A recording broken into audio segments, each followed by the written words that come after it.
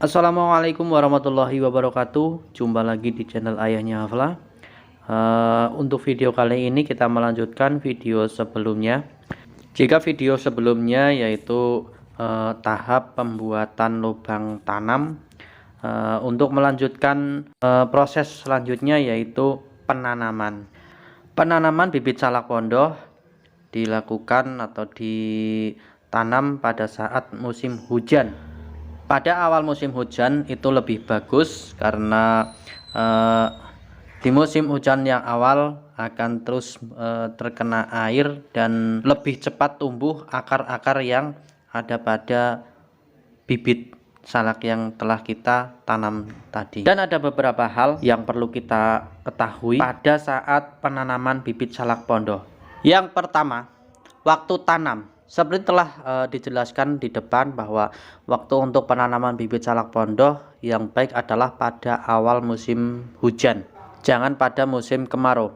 Dikarenakan pada saat itu masih tersedia cukup air yang dibutuhkan untuk pertumbuhan dan perkembangan pohon salak pondoh. Dan untuk tahapan selanjutnya yaitu jumlah bibit.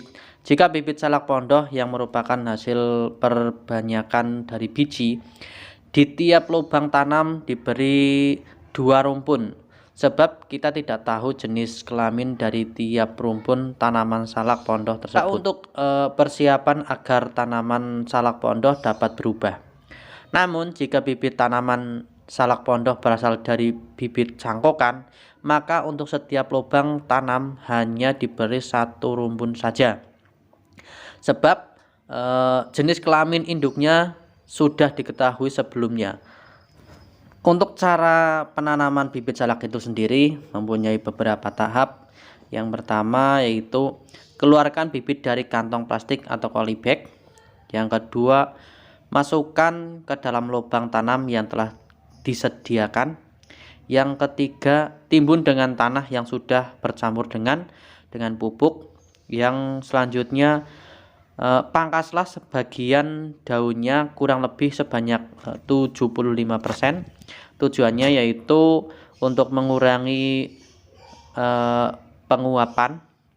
Dan selanjutnya hati-hati dalam menanam bibit salak pondoh, jangan sampai akarnya rusak sebab tumbuhan tersebut akan mati.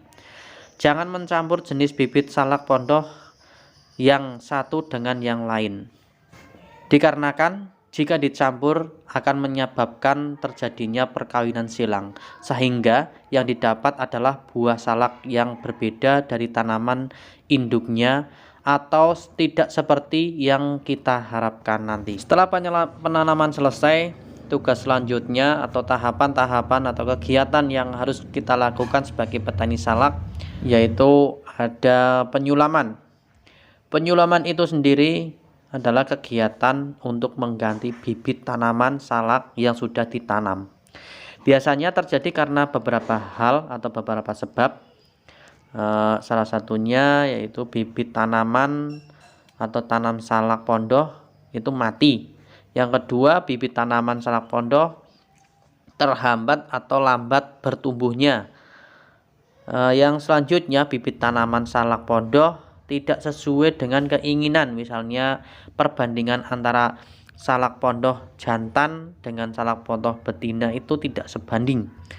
Dan selanjutnya lagi, tanaman tidak diketahui jenis kelaminnya. Penggantian bibit atau penyulaman ini sebaiknya dengan menggunakan bibit yang sehat, umurnya sama dan berbuah banyak.